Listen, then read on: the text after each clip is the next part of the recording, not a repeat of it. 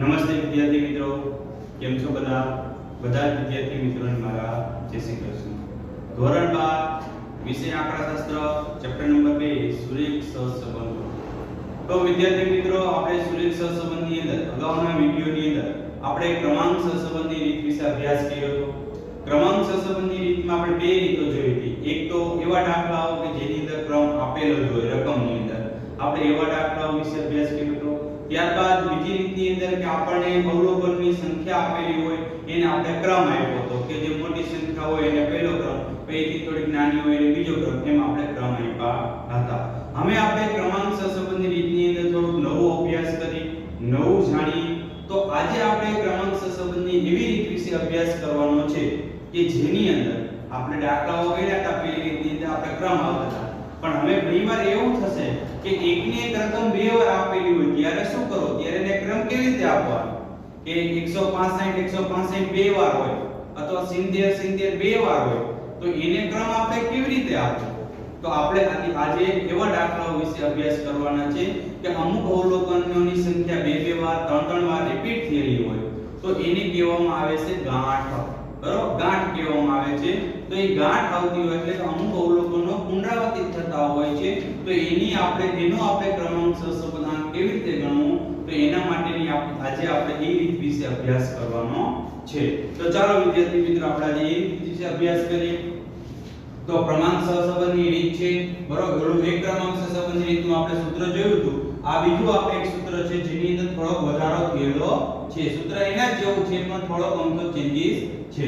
તો જ્યારે અમુક અવલોકનો પુનરાવર્તિત થતા હોય કે જ્યારે અમુક અવલોકનની સંખ્યા પુનરાવર્તિત થતી હોય કે આપણે ચલ x અને ચલ y લે તો x ની અંદર એકની એક સંખ્યા બે વાર આવતી, મીન્સ કે 70 બે વખત એવી હોય, બરોબર? તો એને ક્રમ કેવી રીતે આપવો? જો રિપીટ ન થતી તો આપણે અગાઉના વિડિયોની અંદર આપણે જોતા ક્રમ આપી દેતા હતા, પણ એકની એક સંખ્યા જ્યારે રિપીટ થતી હોય કે અમુક અવલોકનની સંખ્યા રિપીટ થતી હોય ત્યારે આપણે દાખલાઓ ગણવા માટેની આ રીત છે। તો r બરાબર 1 - 6 કૌંસની અંદર સિગ્મા d² + cf છેદમાં n કૌંસમાં n² - 1, બરોબર? હવે આ 6 સિગ્મા d² અને n કૌંસમાં n² - 1 આ તો આપણે અગાઉના સૂત્રમાં હતું, વધારાનો આવ્યો cf। તો કે cf એટલે શું? તો કે સુધારો। cf એટલે સુધારો। આપણે જે અમુક અવલોકનની સંખ્યા બે વાર રિપીટ થાય છે એને અનુરૂપ આપણે એમાં સુધારો કરી એને લખવાનો છે। તો જ્યાં cf બરાબર, cf નું સૂત્ર શું થશે? તો કે સિગ્મા એટલે કે cf નો સરવાળો, જે પણ સંખ્યા જેટલી વખત રિપીટ થતી હોય એ બે સંખ્યા ત્રણ સંખ્યા જેટલી સંખ્યા હોય એ રિપીટ થતી હોય એના માટે, તો સિગ્મા m નો ઘન, તો આ વર્ગ નથી, m નો ઘન છે -m છેદમાં 12, બરાબર? આ cf ની આપણે આમાં ગણતરી કરવી પડશે અને cf પછી આપણે આ સૂત્રમાં મૂકવાનો થશે। હવે m એટલે શું? તો કે m એટલે કે કોઈ અવલોકનો જેટલી વખત પુનરાવર્તન પામે તે સંખ્યા, કે જે પણ અવલોકન જેટલી વખત પુનરાવર્તન પામતા હોય તે સંખ્યા, કે 70 એ રકમમાં 70 બે વાર આવ્યા કે x ની અંદર 70 બે વાર આવ્યો તો અહીં m બરાબર 2 વખત લેવાનું। હવે x ની અંદર ચલ x ની અંદર 70 ત્રણ વખત આવ્યા તો m બરાબર 3 લેવાના, બરોબર? 70 એ 4 વખત આવ્યા ચલ x ની અંદર તો 70 બરાબર 4 વખત, m બરાબર 4 વખત લેવાના। એટલે કે જેટલી વખત પુનરાવર્તન પામે એટલી સંખ્યા, બે વખત પામે તો બે વખત, ત્રણ વખત પામે તો ત્રણ વખત, ચાર વખત, પાંચ વખત, જેટલી વાર રિપીટ પામે એટલી વાર। તો આજે આપણે ક્રમાંક સહસંબંધની રીતના આ નવા સૂત્ર વિશે પરિચિત થઈ અને આપણે એના દાખલાઓ વિશે અભ્યાસ કરવાનો છે। તો આજે આપણે દાખલાઓની શરૂઆત કરી। તો કે સ્વાધ્યાય 2.3 દાખલા નંબર 5, સ્વાધ્યાય 2.3 દાખલા નંબર 5। તો ચાલો વિદ્યાર્થી મિત્રો, બધા સ્વાધ્યાય 2.3 ના દાખલા નંબર 5 ઉપર ધ્યાન આપજો। આપણે રકમ વાંચીએ। નીચે આપેલી પિતા અને પતિ અને પત્નીની ઊંચાઈ વિશેની માહિતી પરથી તેની ઊંચાઈ વચ્ચેનો ક્રમાંક સહસંબંધાંક શોધો। જો આપણે ચોખ્ખું રકમમાં કીધું છે ક્રમાંક સહસંબંધ શોધવાનો છે, પતિની ઊંચાઈ અને પત્નીની ઊંચાઈ વચ્ચેનો ક્રમાંક સહસંબંધ શોધો। તો ચાલો આપણે ક્રમાંક સહસંબંધનું સૂત્ર મૂકી અને આપણે એને અનુરૂપ દાખલાઓ ગણીએ। તો અગાઉની જે રીતે આપણે દાખલો ગણતા હતા એ જ રીતનું આપણે કોષ્ટક બનાવવાનું થશે। હવે ચલ x અને ચલ y એટલે કે પતિની ઊંચાઈ માટે આપણે ચલ x લીધો અને પત્નીની ઊંચાઈ માટે ચલ y લીધો, બરોબર? એને આપણે સંખ્યાઓ અહીં લખેલી છે એની ઊંચાઈ. હવે આપણે બરોબર એને ક્રમ આપવો પડશે એટલે rx અને ry, બરોબર? x નો ક્રમ આપી એને શું કહેશી? rx. y નો ક્રમ આપશી એને ry. ત્યારબાદનું આપણું કોષ્ટક d, તો d એટલે rx ry અને d². આ આપણે જે અગાઉના વિડિયોની અંદર અગાઉના દાખલાની રીતે ગણતા હતા એ જ રીતે સેમ આપણે એવું જ કોષ્ટક બનાવવાનું છે. વધારાની cf ની ગણતરી આવે એ એક જોવાની છે. ચાલો હવે rx અને rx એટલે કે x માટેનો ક્રમ. ચાલો x ની અંદર સૌથી મોટી સંખ્યા કઈ છે? તો 151. આ મોટી સંખ્યા છે તો એને પહેલો નંબર. ચાલો પછી એથી થોડીક નાની સંખ્યા કઈ છે? તો 185, તો એને બીજા નંબરનો ક્રમ. પછી એથી થોડીક નાની 163, તો આને ત્રીજા નંબરનો ક્રમ. પછી એથી થોડીક નાની હોય એવી 162, એને ચોથા નંબરનો ક્રમ. એથી થોડીક નાની હોય એવી 157, એને પાંચમા નંબરનો ક્રમ. ચાલો એથી થોડીક નાની હોય એવી તો 156, એને છઠ્ઠા નંબરનો ક્રમ. અને એથી થોડીક નાની હોય એને સાતમા નંબર, તો છેલ્લી 153 વધી એને સાતમા નંબરનો ક્રમ આપણે આપ્યો. ચાલો તો આ બધા જ ને આપણે ક્રમ આપી દીધા. સાત સંખ્યા 1 2 3 4 5 6 અને 7, તો છેલ્લો ક્રમ 7 સુધી જાય. તો આપણે બધાય પણ આમાં જો એકેય સંખ્યા આપણે બે વાર સરખી રિપીટ થાય નહીં કે એક ને એક સંખ્યા બે વાર આવી નહીં, તો આપણે એમાં કંઈ કરવાનું નહીં. જેમાં આવે એમાં આપણે ગણતરી કરવાની. ચાલો આ x માટેનો ક્રમ આપી દીધો rx. હવે આપણે y માટેનો y ને ક્રમ આપી દઈએ એને શું કહેશી? ry. ચાલો હવે સૌથી એમાં મોટી સંખ્યા સૌપ્રથમ આપણે ગોતી તો કઈ છે? 70. 170 આ મોટી સંખ્યા છે તો એને પહેલો ક્રમ. ચાલો હવે એથી થોડીક નાની હોય એવી સંખ્યા કઈ છે? હવે જો 162, આ 162 અને 162 હવે બે વાર આવ્યા. કેટલી વાર આવ્યા? 162 ને 162 બે વાર આવ્યા. હવે આપણે ક્રમશઃ ક્રમ કેવી રીતે આપવો? હવે કદાચ આને બીજો નંબરનો ક્રમ આપ્યો 162 ને અને આને ત્રીજા નંબરનો ક્રમ આપ્યો, તો અન્યાય થઈ કે આ 162 ને આ 162, તો આડાવરો કે આને બીજો નંબર ને આને ત્રીજો નંબર, કે એક જ વિદ્યાર્થીને સરખા ગુણ આવ્યો હોય, બરોબર? 48 બે વિદ્યાર્થીને ગુણ આપ્યા હોય તો આપણે શું કરીએ? એકને પહેલો નંબર ને એકને બીજો નંબર. એક રામ અને રાજ છે, રામની 48 ગુણ આવ્યા અને રાજને પણ 48 ગુણ આવ્યા, તો રામને પહેલો નંબર અને રાજને બીજો નંબર એ રીતે આપી શકીએ? તો કે ના, એવી રીતે આપી શકીએ નહીં. કારણ કે બેયના ગુણ કેવા છે? સરખા છે. તો કાં તો બેયને પહેલો નંબર આપવો જોઈએ, કાં તો બેયને બીજો નંબર આપવો જોઈએ. તો આમાં આપણે શું કરશું? અમે જો ખાસ ધ્યાન આપવાનું, ક્રમશઃ આપણે ક્રમ આપવાના છે. આ 170 ને પહેલો ક્રમ અપાઈ ગયો, બરોબર? હવે આ 62 ને હું જો કૌંસમાં લખું છું, આને બીજા નંબરનો ક્રમ અને આને ત્રીજા નંબરનો ક્રમ. હજી આપણે અહીંયા ક્રમ લખ્યો નથી, બરોબર? હવે આને બીજા નંબરનો ક્રમ અને આને ત્રીજા નંબરનો. એક્ઝામ્પલ તરીકે તમે આમ કરી પણ કરી શકો છો, આને બીજા નંબરનો ક્રમ અને આને ત્રીજા નંબરનો ક્રમ, બરોબર? હવે આને જે બેયને ક્રમ આપ્યો અને બીજો અને ત્રીજો, બરોબર? હવે આ બેયનો સરવાળો કરવાનો 2 + 3. 2 + 3 એટલે કેટલા પાસે? આપણે કરીએ 2 + 3. એટલે 2 + 3 એટલે કેટલા? 5, બરોબર? હવે કેટલી વાર રિપીટ થયા? એક વખત અને બે વખત. બે વખત રિપીટ થયા તો એને ભાગ્યા 2 કરવાના. એટલે એને ભાગ્યા 2. એટલે 5 ભાગ્યા 2 કરો એટલે કેટલા આવશે? 2.5, બરોબર? તો 2.5. તો 162 ને અહીંયા આવશે ક્રમ 2.5 અને 2.5. ઓકે, સમજાણો કઈ રીતે ક્રમ આપવાનો હોય? ઓકે, હવે આપણે ત્રીજો ક્રમ આપી ગયો. ત્રીજા ક્રમ પછી કયો ક્રમ આવે? ચોથો ક્રમ, બરોબર? તો હવે જો 162 પછી નાની સંખ્યા કઈ છે? બરોબર, 157. તો ત્રીજો ક્રમ અપાઈ ગયો. હવે કયો ક્રમ આવશે? ચોથો ક્રમ. ચાલો હવે 57 પછી તો કે 54.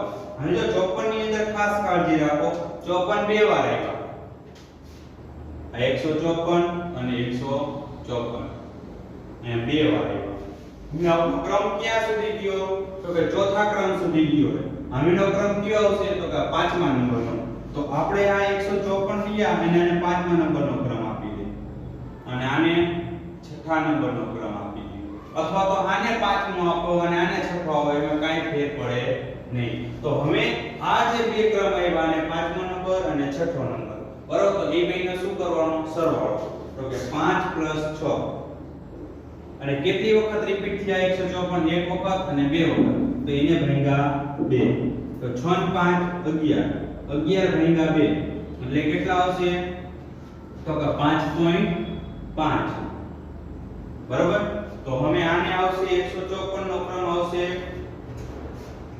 5.5 અને આનો ક્રમ આવશે પણ 5.5 ચાલો હવે છઠ્ઠા ક્રમ સુધી અપાઈ ગયો હવે આવશે સાતમો ક્રમ તો છેલ્લે સંખ્યા કઈ વધી તો કે 48 એને સાતમા નંબરનો ક્રમ છેલ્લે 7 સુધી ક્રમ જાય તો આપણે જે આ ક્રમ આપ્યા એ તમને ક્રમ સમજાણા બરાબર હવે આપણે આ ક્રમ જે લખ્યા છે આનું કઈ મહત્વ નથી આપણે આનો ઉપયોગ કરવાનો નથી આ તો ખાલી આપણે સમજાવવા માટે જ ઉપયોગ કર્યો છે ચાલો ઓકે આ આપણે ક્રમ અપાઈ ગયા હવે rx અને ry ઓકે ચાલો હવે આપણે rx શોધી ગયા ry શોધી ગયા હવે આપણે d શોધવાનો છે d નું સૂત્ર શું છે તો rx માંથી ry બાદ કરો ચાલો 6 માંથી 5.5 બાદ કરો એટલે કેટલા વધશે 0.5 ચાલો 7 માંથી 7 જશે તો 0 2 માંથી 2.5 બાદ થઈ તો -0.5 5 માંથી 4 બાદ થાય એટલે 1 3 માંથી 2.5 બાદ થાય એટલે 0.5 1 માંથી 1 જાય તો 0 અને 4 માંથી 5.5 બાદ થાય એટલે કેટલા આવશે તો કે 4 માંથી 5.5 જાય એટલે 1.5 ઓકે અને કેવા આવશે આ માઈનસ ચાલો હવે આપણે d સ્ક્વેર કરવાનો છે આ d નો સ્ક્વેર ચાલો 0.5 નો સ્ક્વેર કેટલો થાય તો કે 0.25 ચાલો 0 નો સ્ક્વેર 0 આ 0.5 નો સ્ક્વેર માઈનસ છે એટલે માઈનસ નો સ્ક્વેર કરો એટલે પ્લસ થઈ જાય એટલે આ પણ 0.25 1 નો સ્ક્વેર 1 0.5 નો સ્ક્વેર 0.25 0 અને 1.5 નો સ્ક્વેર કેટલો થશે 2.25 ચાલો હવે આપણે શું કરવાનું છે સરવાળો કરવાનો છે કુલ ચાલો કુલ કેટલા થશે 4 આનો સરવાળો થયો 4 ચાલો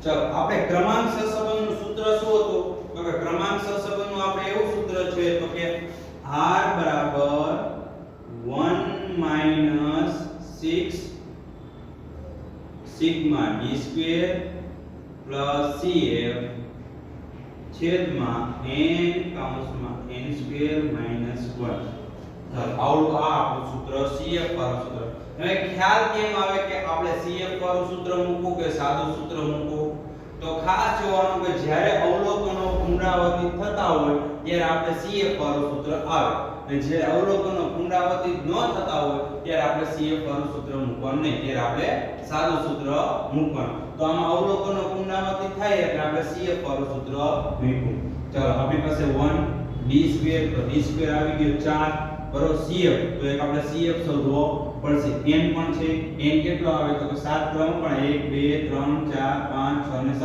તો અહીંયા 7 આવશે તો હવે આપણે એક છેલ્લી ગણતરી કરવાની બાકી રહી cf ની ચલો cf ની ગણતરી કરીએ હવે અહીંયા મેં લખ્યું છે પુનરાવર્તિત અવલોકનો ચાલો પુનરાવર્તિત જે અવલોકનો થયા એ લખવાના એક કયું પુનરાવર્તિત અવલોકન થયું તો કે 154 આ પુનરાવર્તિત થયા એટલે 154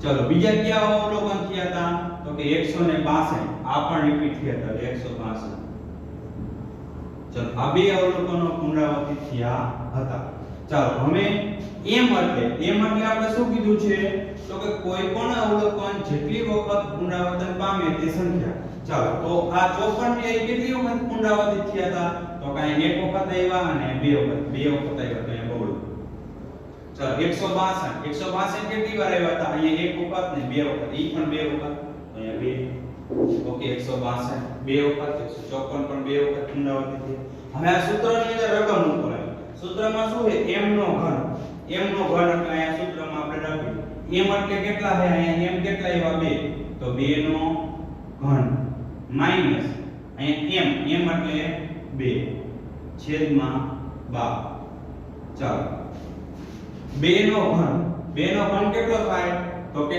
8 8 માંથી 2 બાદ કરવા 8 માંથી 2 બાદ કરો એટલે 6 ભાગ્યા 12 એટલે કેટલા આવશે 0.5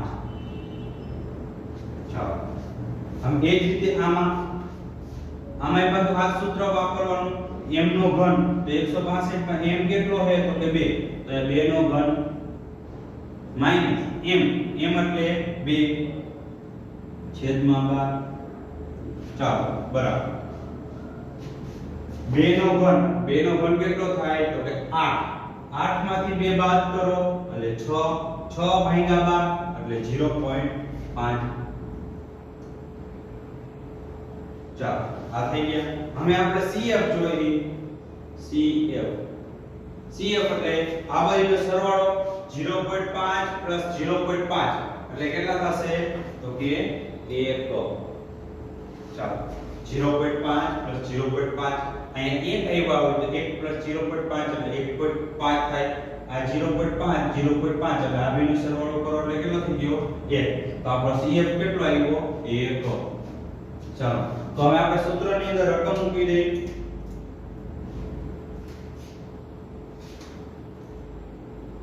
1 - 6 કૌંસમાં d² તો d² કેટલા આવ્યા 4 પ્લસ CF કેટલો આવ્યો તો કે 1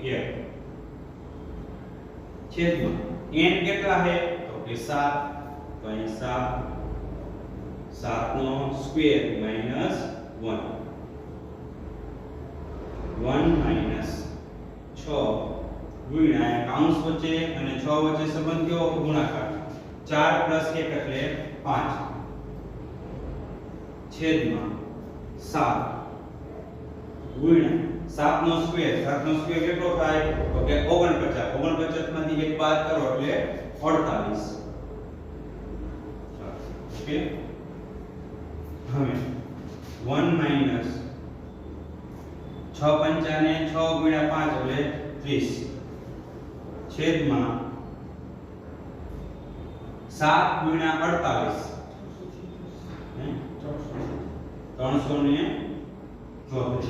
334 ચાલો 1 - 30 ભાગ્યા 336 0.09 ચાલો 1 માંથી 0.09 બાદ કરો 0.51 ચાલો r કેટલા આવ્યા તો કે 0.51 તો આપણે આ દાખલો ક્રમાંક સહસંબંધી રીતે ગણ્યો પણ એમાં શું નવીન આવ્યું તો કે CF આવ્યો કે CF ક્યારે આવે કે જ્યારે અવલોકનો પુનરાવર્તિત થતા હોય ત્યારે આપણે CF પરી રીતે દાખલો ગણવો પડે અને જો અવલોકનો પુનરાવર્તિત ન થતા હોય તો આપણે સાદી રીતે સૂત્ર મૂકીને ગણવાનું કે 1 - સિગ્મા 6 સિગ્મા d² છે તો n - n² - 1 ઈ આપણે સૂત્ર મૂકી અને દાખલો ગણવાનો તો આપણે સ્વાધ્યાય 2 નો દાખલા નંબર 5 આપણે જોઈતો અને ક્રમાંક સહસંબંધ કેટલો આવ્યો તો કે 0.51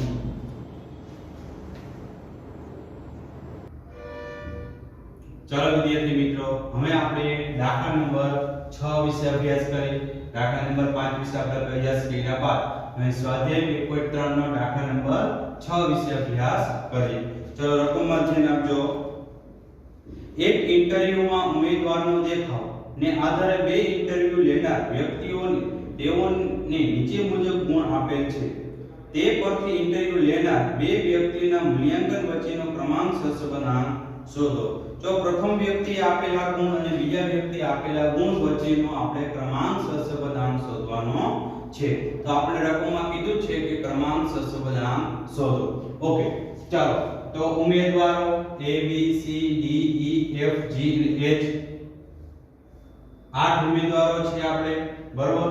પ્રથમ વ્યક્તિ દ્વારા આપેલા ગુણ એને આપણે ચલ x કીધો અને બીજા વ્યક્તિ દ્વારા આપેલા ગુણ એને આપણે ચલ y કીધો. આપણે ક્રમાંકસર સંબંધની રીતે શોધવાનો છે એટલે આપણે ક્રમાંકસર સંબંધના સૂત્રનો ઉપયોગ કરી અને દાખલા ગણશું. તો આપણે એમાં d2 ની જરૂરિયાત પડે. તો આપણે d2 માટે સૌપ્રથમ આપણે એમાં ક્રમ આપેલો નથી એટલે આપણે ક્રમ આપવો પડશે. એટલે ક્રમને આપણે શું કહીશું તો કે x માટેનો ક્રમ આપવો હોય એટલે એને rx, y માટેનો ક્રમને ry, એ d નું સૂત્ર તો કે rx ry અને d2. ચાલો આ આપણું સૂત્ર, આ d2 આપણે શોધાવી તો આપણે rx અને ry ની જરૂરિયાત પડશે. એટલે કે x જે ચલ x આપેલા છે, ચલ x ના અવલોકનની જે કિંમત આપેલી છે એને આપણે એના ક્રમ આપીએ એને rx અને y અવલોકનની કિંમતો આપેલી છે એના ક્રમને આપણે ry કહીએ છીએ. ઓકે, ચાલો હવે ચલ x ની અંદર સૌપ્રથમ મોટી સંખ્યા હોય એને આપણે પહેલો ક્રમ આપવાનો છે. તો આમાંથી જો જે મોટી સંખ્યા કઈ છે 47. ચાલો તો આને આપણે પહેલા નંબરનો ક્રમ. ચાલો ત્યારબાદ એથી થોડીક નાની હોય એવી સંખ્યા 44. ચાલો તો આને બીજા નંબરનો ક્રમ.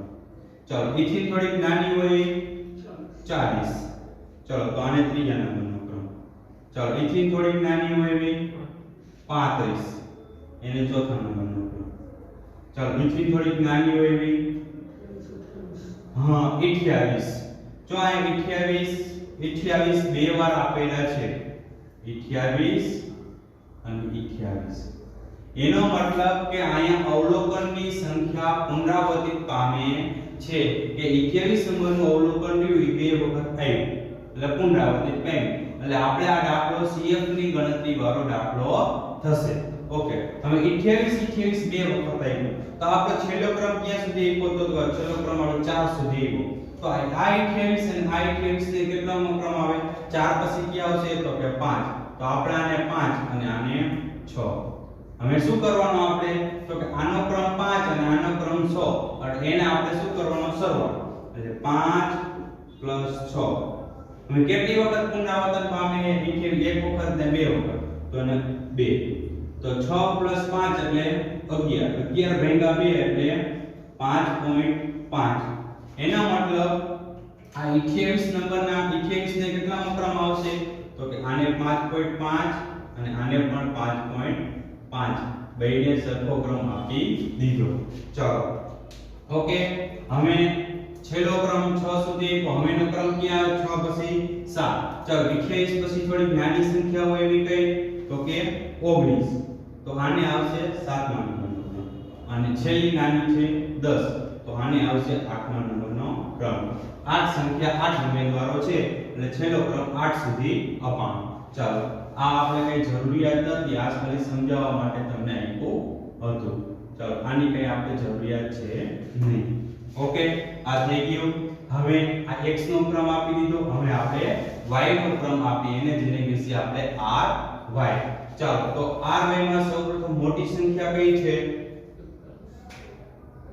તો કે સૌથી મોટી સંખ્યા 45. બરોબર, એને પહેલા નંબરનો ક્રમ આપવાનો. ચાલો હવે એથી નાની હોય એવી સંખ્યા કઈ તો કે 41 છે તો એને આપણે બીજા નંબરનો ક્રમ આપી. ચાલો એથી નાની હોય એવી 38. ચાલો તો આને આપણે ત્રીજા નંબરનો ક્રમ આપી. ચાલો એથી નાની હોય એવી તો કે 32. તો 32 અહીંયા જો આ 32 એક વાર, આ બે વાર અને આ 32 ત્રણ. અહીંયા 32 નંબરનું અવલોકન રહ્યું 3 વખત પુનરાવર્તિત પામ્યું. કેટલા વખત? 3 વખત પુનરાવર્તિત પામે છે. તો હવે એમાં કેવી રીતે આપણે ક્રમ આપવો તે આપણો છેલ્લો ક્રમ ક્યાં સુધી આપવાનો 3 તો આ 32 ને આપણે ચોથો ક્રમ આને પાંચમો ક્રમ અને આને છઠ્ઠો ક્રમ અને આ બધાને સરવાળો કરવાનો 4 + 6 કેટલી વખત રિપીટ થયા હતા 1 2 ને 3 તો એને ભાગ્યા 3 ચાલો 6 4 10 ને 15 15 ભાગ્યા 3 એટલે કેટલા આવશે 15 ભાગ્યા 3 કરો તો 5 5 કરીને 15 ચાલો તો બધાયને કેટલામો ક્રમ આવશે તો પાંચમા નંબરનો તો આને પણ પાંચમા નંબરનો ક્રમ આને પણ પાંચમા નંબરનો અને આને પણ પાંચમા નંબર બધાને 32 નંબરના અવલોકનને કેટલામો ક્રમ આવ્યો પાંચમા નંબર જેને અન્યાય થાય નહીં ચાલો અમે છેલ્લો ક્રમ આપણે 6 સુધી આપ્યો તો એના પછીનો ક્રમ આપણે 7મો નંબર આવે તો 7મો નંબર આપણે કોને આપશે તો એથી નાની સંખ્યા કઈ છે તો કે 25 તો એને આપણે 7મા નંબરનો ક્રમ ચાલો અને એથી નાની છેલ્લે વધી 28 એનો 8મા નંબરનો ક્રમ છેલ્લે 8 સુધી ક્રમ કપાઈ ગયા તો આ આપણે એને ક્રમ આપ્યા ચાલો 32 રહી 3 વખત આપણે પુનરાવર્તિત થઈ આની કઈ જરૂરિયાત નથી એટલે આપણે આને કરી નાખી ચાલો આ થઈ ગયું હવે આપણો d તો d એટલે કે rx ry ચાલો 5.5 માંથી 5 જાય એટલે કેટલા વધશે તો કે 0.5 2 માંથી 1 જાય તો 1 8 માંથી 7 જાય તો 1 5.5 માંથી 5 જાય તો કે 0.5 1 માંથી 2 જાય તો -1 4 માંથી 5 જાય તો -1 7 માંથી 8 જાય તો -1 3 માંથી 3 જાય તો 0 અને હંમેશાનો સરવાળો કેવો આવે d નો તો કે 0 જ આવે શૂન્ય જ આવે બરોબર નો આવતો હોય તો કંઈક આપણી મિસ્ટેક રહેતી હોય અને હંમેશા શું આવે d એટલે કે તફાવતનો સરવાળો શૂન્ય જ થાય ચાલો થઈ ગયું હવે d સ્ક્વેર તો કે 0.5 નો સ્ક્વેર તો કે 0.25 1 નો સ્ક્વેર 1 1 નો સ્ક્વેર 1 0.5 નો તો કે 0.25 -1 નો સ્ક્વેર +1 -1 નો તો +1 સ્ક્વેર -1 નો સ્ક્વેર પ્લસ અને 0 ના 0 ચાલો આનો સરવાળો કેટલો થશે 5.50 ચાલો આ આપણેનો સરવાળો કરી લઈશું આ કઈ આપણે ગણતરીની જરૂર નથી એટલે આપણે ગણતરી આથી જવા દે ચાલો હવે આમાં અવલોકનો આપણે રિપીટ થયા એનો મતલબ આપણે આમાં CF ની ગણતરી કરવી પડશે ચાલો તો આપણે CF ની ગણતરી કરી ચાલો અહીં આપણે CF ની ગણતરી કરી લખેલી છે કોષ્ટક પણ મેં બનાવી રાખ્યું છે ચાલો પુનરાવર્તિત અવલોકન ચલો પુનરાવર્તિત ક્યાં અવલોકનો થયા હતા એક તો આમાં 28 નંબરનું અવલોકન રહ્યું પુનરાવર્તિત થયું બરોબર એટલે અહીંયા 28 ચાલો ને બીજું ક્યાં નંબરનું પુનરાવર્તિત થયું હતું તો કે 32 નંબરનું તો અહીંયા 32 અવલોકન રહ્યું પુનરાવર્તિત થયું હતું ચાલો 28 અને 32 ચાલો હવે એમ એટલે શું તો કે જેટલી વખત પુનરાવર્તિત પામ્યા હોય એની સંખ્યા ચાલો 28 કેટલા વખત પુનરાવર્તિત થયા હતા એક વખત ને બે વખત તો અહીંયા 2 ચાલો 32 તો 32 કેટલી વખત પુનરાવર્તિત પામી 1 2 અને 3 તો અહીંયા 3 વખત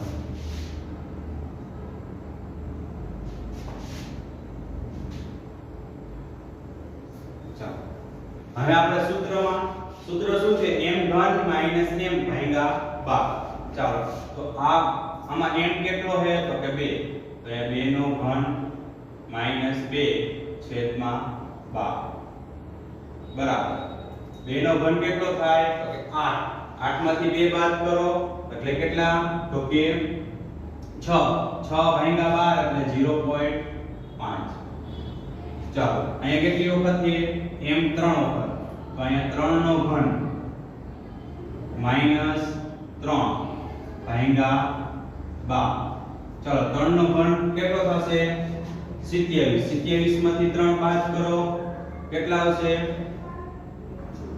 24 અને એને ભાગ્યા 12 કરો એટલે 2 ચાલો તો CF CF નો ટોટલ કરો. CF કેટલો થશે 2 પ્લસ 0.5 એટલે કેટલા થશે તો કે 2.5. ચાલો આ આપણે CF થઈ ગયો.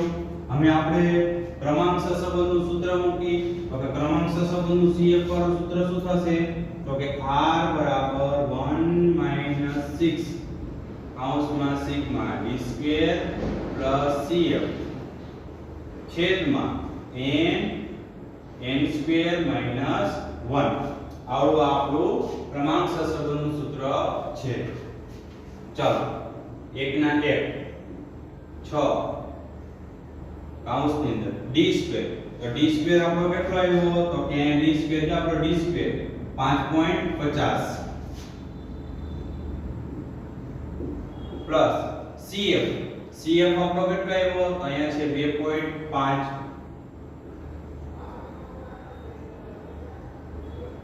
છેદમાં n. તો n કેટલી વખત છે તો છેલ્લો ક્રમ આપણે 8 સુધી આવ્યો તો 8 ઉમેદવાર છે 1 2 3 4 5 6 7 ને 8 તો n આવશે 8. ચાલો 8 નો સ્ક્વેર માઈનસ 1. ચાલો 6 ગુણ્યા 5.50 પ્લસ 2.5 એટલે કેટલા થશે 8. અહીં 8 ના 8 ગુણ્યા 8 નો સ્ક્વેર કેટલો થશે 64. 64 માંથી એક બાદ કરો એટલે 63.